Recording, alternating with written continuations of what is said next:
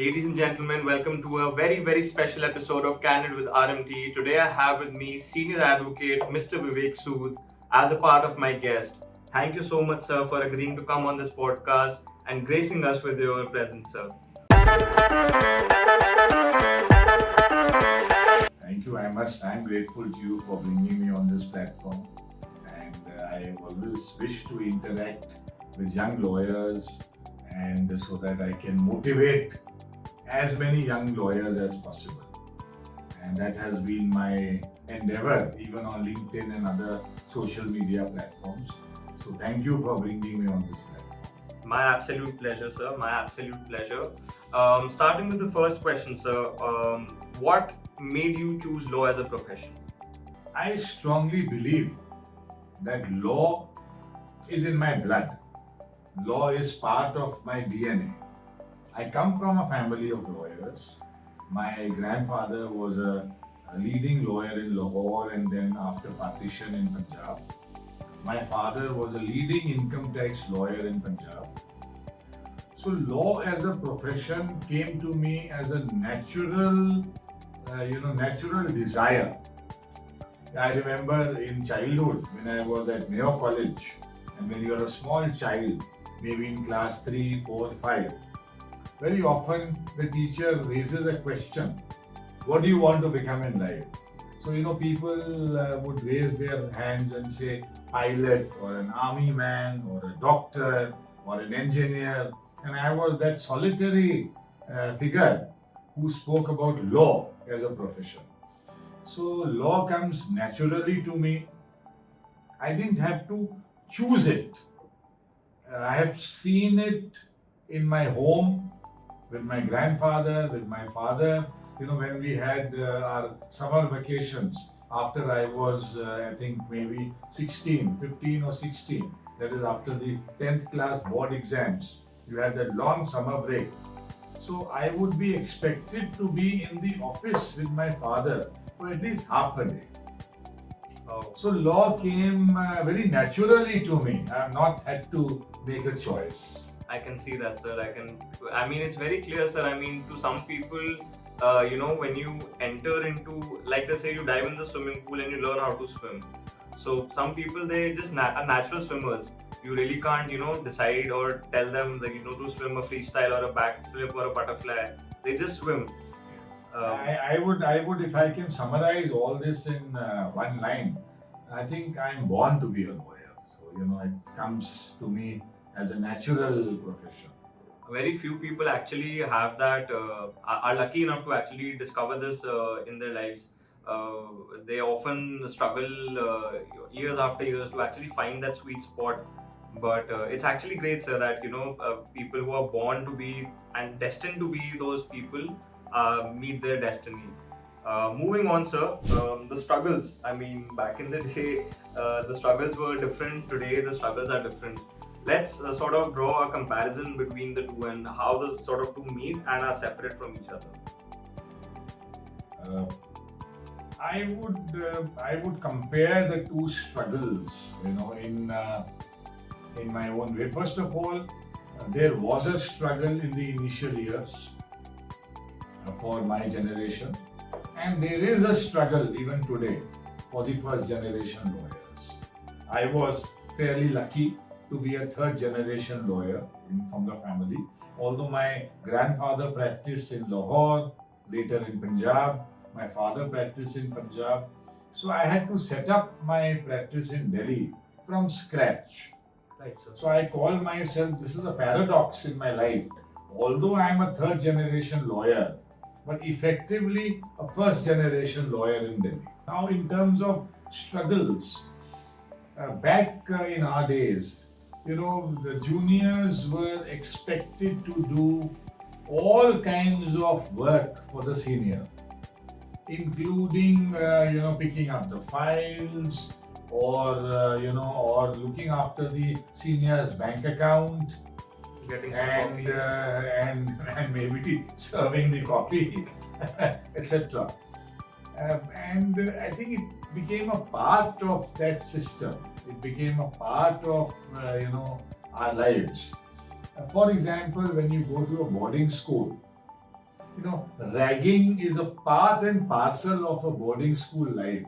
Absolutely. So this is how, in our generation, I feel that lawyers were supposed to do all kinds of mundane things for the senior.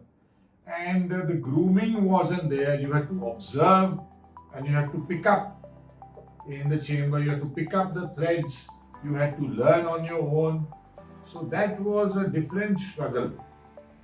Whereas today I find that the young lawyers are much more sorted. They understand the practice very well. They understand technology better than seniors of my generation. So they are able to effectively contribute to the seniors' practice in a seniors' chamber. Since they are aware of their rights and they are aware of the situation, the young lawyers are not prepared to be exploited, if I may say so. Right, sir. But the struggle is perhaps, there is a flood of young lawyers, there's a glut of young lawyers, and so many young lawyers are not able to find good chambers, and they are not able to find their feet, they are not able to find good mentors. So that's a different struggle. The struggle is there, but the nature of struggle has undergone a shift. But all said and done, in my view, the young lawyers of today are far better off than the young lawyers of yesterday. In my times, the judges were not very receptive to hearing out young lawyers. That divide between a senior and a junior, that line was very stark. Now the lines are blurred. Juniors, young lawyers, they get effective hearings in the court. Judges are much more receptive than what they were earlier. And the young lawyers of today are better off than the young lawyers of my generation, simply because they understand technology better, their research skills are better, and the legal education has also improved. With the national law universities coming up, there is much more professionalism in the legal education today than what it was in our times. Right, sir. Right, sir. Just looking at the massive library, sir, at your chamber makes me want to ask, sir, what inspires you to author so many books, book after book, on different topics, and where do you get the time, sir? Is it something First of all, it is driven by passion. Correct. And Raghumanyu, I must confess, I don't really work because work is my passion. So I read this quote somewhere that if you enjoy your work, you cease to work. It all becomes a sport. So and this passion for writing was initiated, I think, way back in 1995-96 when I was 3 years into the profession. I developed this flair for writing. I wrote articles for papers, newspapers, journals. Then I wrote my first book when I was, I think, about 7 years into the profession in 2001. And then I kept on writing. I've written the 8th book today. I've completed my 8th book in about, say, 23 years. So on an average, 1 book in 3 years. It's driven by passion, it's driven by interest, and you find your time for the passions you develop in life. So I've not really had to find the time. I've been able to get that time very naturally. And today with technology, I'm far more independent when it comes to authoring a book. You have these softwares where you can dictate, and then I have become very familiar with the computer myself, the MacBook. So I don't depend upon stenographers and typists or the juniors. And whenever I find an interesting topic on which nothing has been written about, I pick up those topics and I write. And it's the flair that takes me forward, and I have become far more efficient in writing books. What took me 2 or 3 years now takes me about 6 months. I'm in a flow. Having drafted so many petitions when I was not a senior counsel, with 3 decades at the bar, and having written so many books. So writing a book today is it's an easy task for me. I must get the right topic, and then I research on it and I pen it down. And you must know, or you'll be glad to know that I don't make the second draft also. Wow. It is just that it is a flow that takes the book through. So just like Sir doesn't have a second draft of the books, I don't have a second draft of my podcast as well. So I do it in one take only. So that is something that, no, but I agree with that. So because when the first thought comes to your mind and you have that gut going on, that is the best moment that you can get it together. The moment you sort of, go here, there, and you decide कि चलो ये करना है, नहीं करना, ये करना है, that is when you sort of the lines get blurred. So it's always better to go with the first instinct and just go with the flow. Talking about the senior designation process, sir, recently the scholarly articles, academic writings were also been made a part of the criteria for senior designation. What are your views on this, sir? In my view, it's a good parameter to judge a lawyer.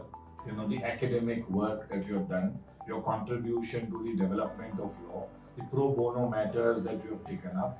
If you have given some lectures on law in as a visiting faculty or as a member of some faculty, temporary faculty membership, apart from your appearances in the court.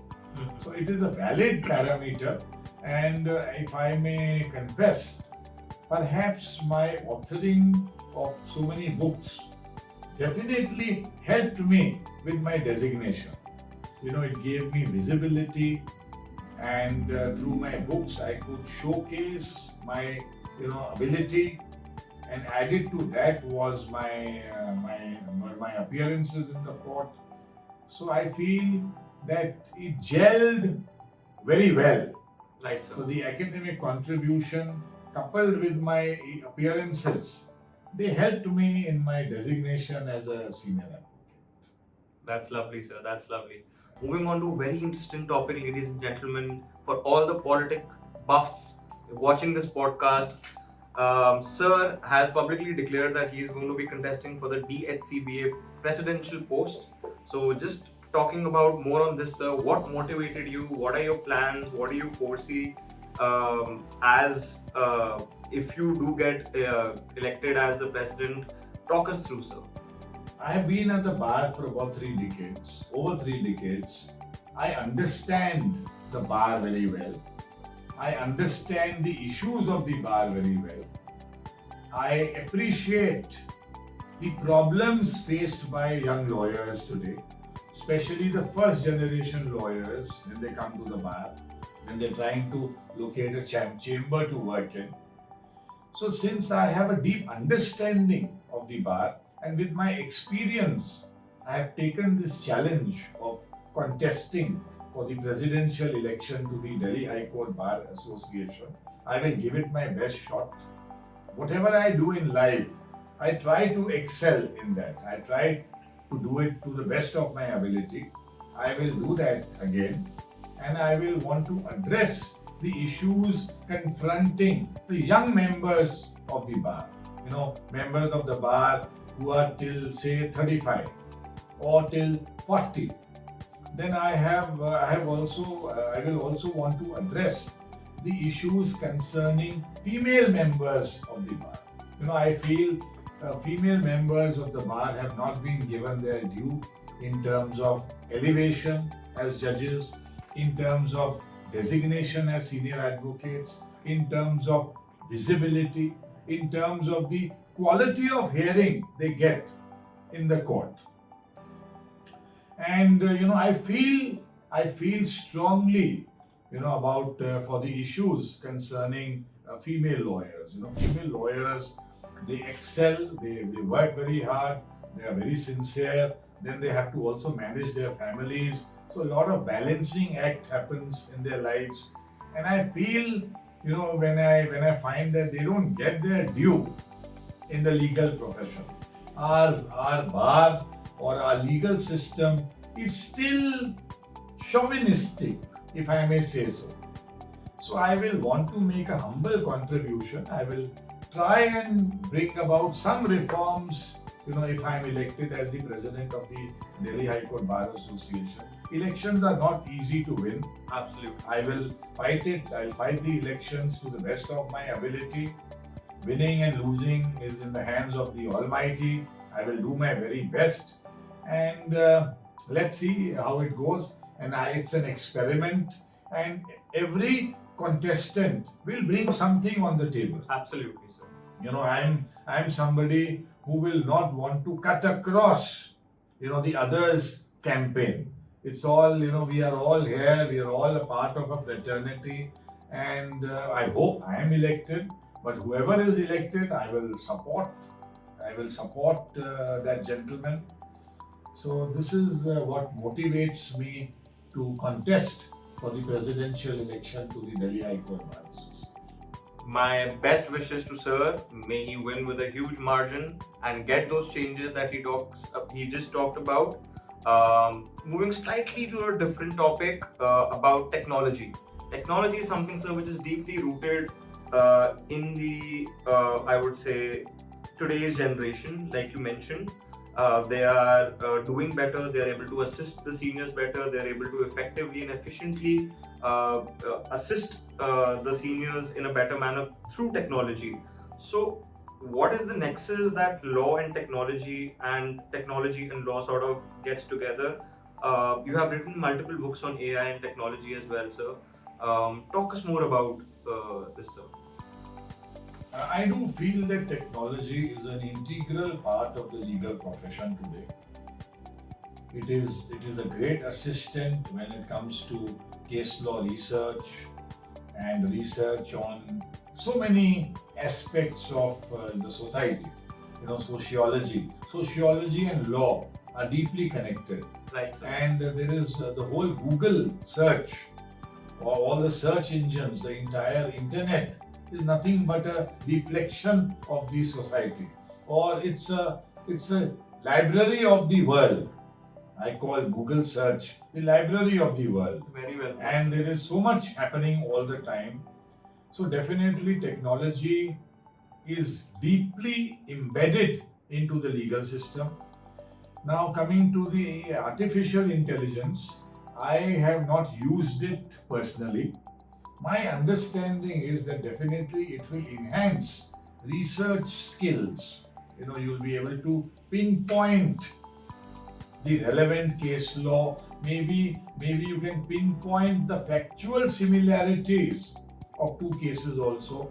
The research will be much deeper than what it is today with SCC online, etc., etc. Having said that, technology cannot replace law or lawyers. And I do feel that law is a subjective profession. When you argue a bail application, or when you argue a criminal appeal, or when you argue a contractual dispute, there are subjective elements. There are human elements. Absolutely. Which cannot be replaced by artificial intelligence. I am sure the IT companies would want to, enter that domain and would want to pitch as if lawyers will be replaced by some artificial intelligence. I don't think it will happen. It should not happen also. So technology should be a servant, or artificial intelligence should be a servant of the lawyers and not vice versa. Lawyers should not become servants of artificial intelligence. I've written on technology laws. I've written on cyberspace laws. In fact, my first book was a pioneering work in the area of information technology law. But as a lawyer, as a senior counsel, I still do not use much of technology except for case law research. And this AI is an adventure, and when it comes on my table, I will definitely use it to my advantage. Absolutely, sir. I think I'm not averse to technology, Yes. but I do feel that technology has some limitations. There is a Lakshman Rekha between technology, between how far technology can go and enter the domain of law. We shouldn't have a Black Mirror episode. Yes. So, moving on to the three most challenging briefs of your career. Okay. I will not want to name those Absolutely, briefs. sir. Absolutely. But the briefs which I find most challenging are regular matters, regular criminal appeals, complex commercial disputes. Rather than arguing a bail application, rather than arguing an admission matter, I like to run the marathon. I was never a 100-meter race, runner. I don't like Monday, Fridays in the Supreme Court. I like the Tuesdays and Wednesdays in the Supreme Court. I like complex briefs, thick briefs, where there are volumes and volumes and with difficult cases. I always get to argue the most difficult cases. Another area of law that fascinates me is constitutional. I have done some constitutional briefs. I thoroughly enjoyed doing constitutional briefs. I have not done many, I must confess. I'm looking forward to doing many more constitutional briefs in future. So, complexity fascinates me. Something a challenge. Challenging briefs, That is. difficult cases, they drive me. They drive me to perform, they drive me to excel rather than the mundane bail application. I love bail application because there's less of work and more of money. That's But I'm more of a, I love the regular matters, where facts are appreciated, evidence is appreciated. There are volumes and volumes of papers involved, and there are complex legal issues where you have to go beyond the precedents available on the issue. Those are the kinds of briefs I love to argue. Wow, that is something that is very inspiring for a young generation lawyer. That you look for briefs which are challenging and not go after the money, because in the profession it's so cutthroat that you have to make end in order to make ends meet. You have to first look after the bread and butter and then think whether this case is complex or challenging or not. But very this is very inspiring, sir, to having heard this. Moving on, sir, when you are briefed by your briefing counsels, what are the few tips that every briefing counsel should have in mind? First of all, the quality of preparation is very important. There are many briefing counsels who bring quality on the table. Of course, I always like to add value to a brief. I strongly believe that the fundamental duty of a senior counsel is to add value to every brief that comes on his table. It's not parroting what is being briefed, what has been briefed. So I expect briefing counsels to be thoroughly prepared with the facts. They must marshal the facts and bring as much case law and law on the table. I frequently find that many briefing counsels don't have both of these qualities. Even in my chamber, when I see my juniors, when I see the young lawyers, the interns and the other juniors who work in my chamber, or the briefing counsels who come, either they are very good with facts and not so good with case law, or they are very good with case law and not good with facts. So I feel that young lawyers must delve into the facts and also into the case law. Strike a balance between. So that strike a balance, or you have to go deep into both these areas of law. Absolutely, sir. Absolutely. Facts are as important as the case law and vice versa. So that's what I expect, from briefing lawyers. Many of them are very competent. I congratulate them. I wish them the best. I motivate them. And those perhaps who lag behind, I try and motivate them also. I try and correct them. I try and reform them. I try and give them tips so that they become complete lawyers in the future. By the way, even I am not a complete lawyer. I am also a student of law. But with experience, I know a little more than my younger colleagues. So if I have that experience, I share my views and experiences with the young lawyers. That's very kind and generous of you, sir, in order to, because time, I believe, is the most precious commodity anyone can give to someone.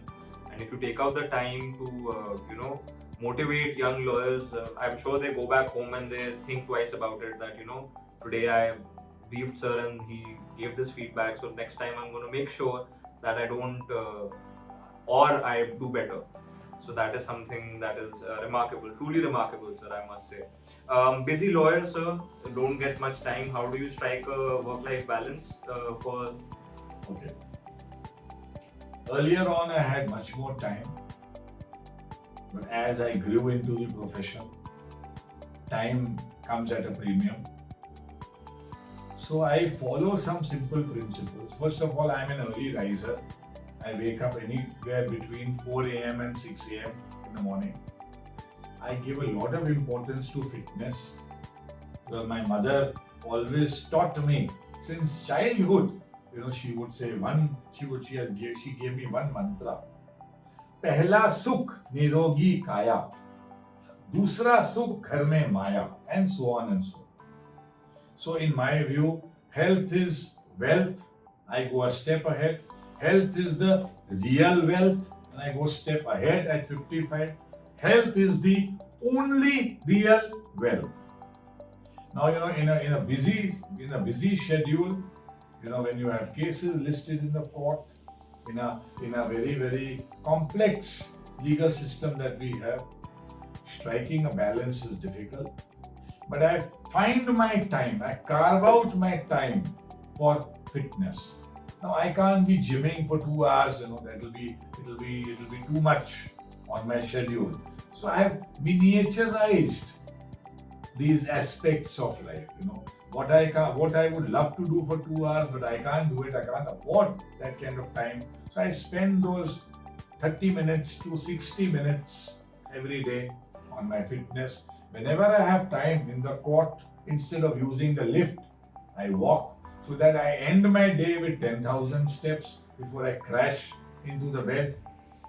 I find my time for the family. My briefs come with me to my home because I wake up early in the morning.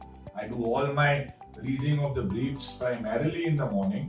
But then I have my holidays, I have my set of outings, and my family is very understanding. They know I can give very limited time. My children have grown up, so they have their own lives. And writing consumes a part of my day if I'm writing a book.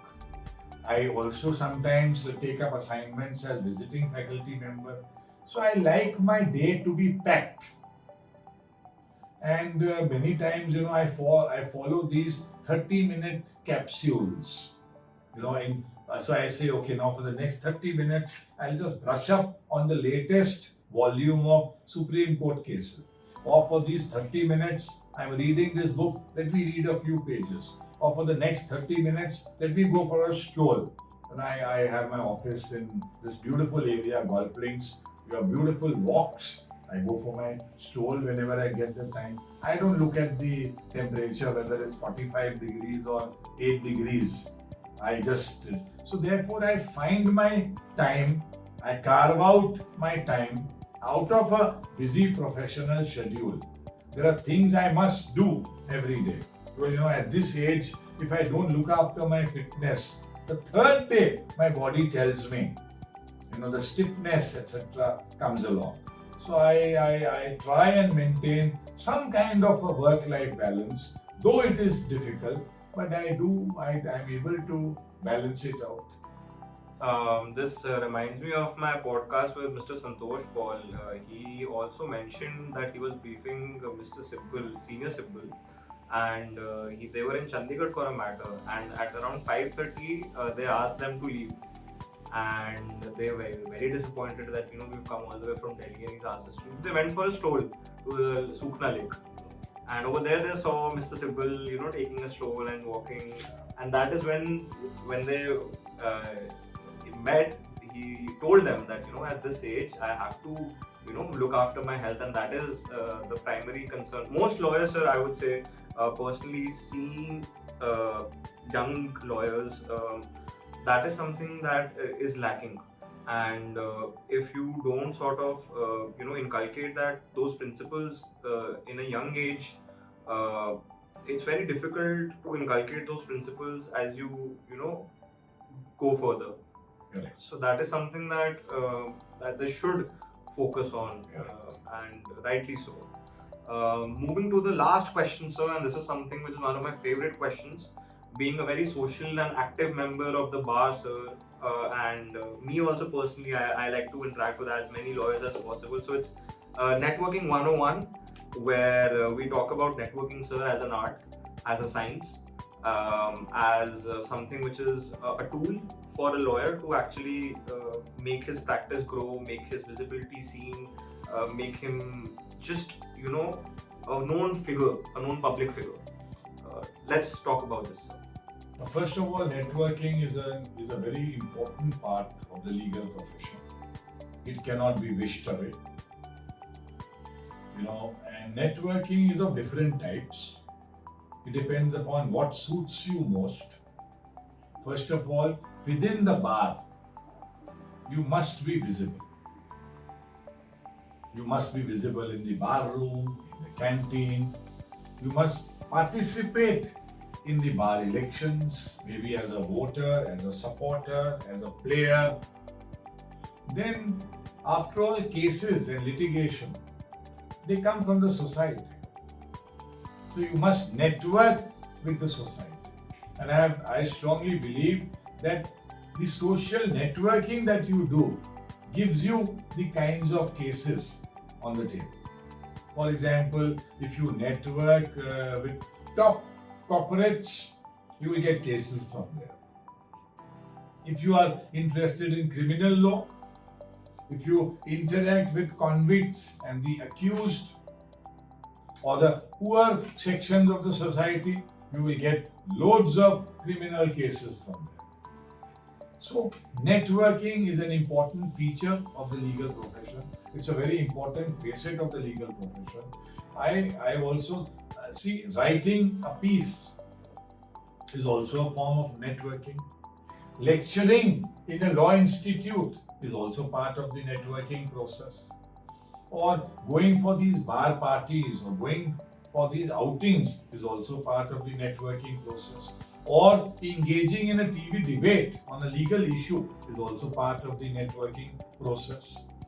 Engaging with social media platforms is also a networking process. Being in touch with outstation lawyers is the surest way to attain success in the Supreme Court. Unless you have backing from regional high courts, you cannot make it in the Supreme Court. So these are some of the ways in which young lawyers can effectively network their way to success. In the earlier times, the thought was, the concept was, or the core idea was that a lawyer lived in his shell and he was all the time preparing. And he lived in a cocoon. He lived, the life of a recluse. Not anymore. You have to come out of your shell. And you have to network if you want to build up a successful law practice today. And networking, in my view, is not a bad word. It has to be looked at positively. Absolutely. As a science, as an integral feature and facet of the legal profession. So be that social animal and go out and network. With that, sir, we come to the end of the podcast. Thank you so much, sir, for gracing. It was such a pleasure to be a part of this platform, and your questions were well thought out. I thoroughly enjoyed this interactive session. Thank you so much, sir. My pleasure.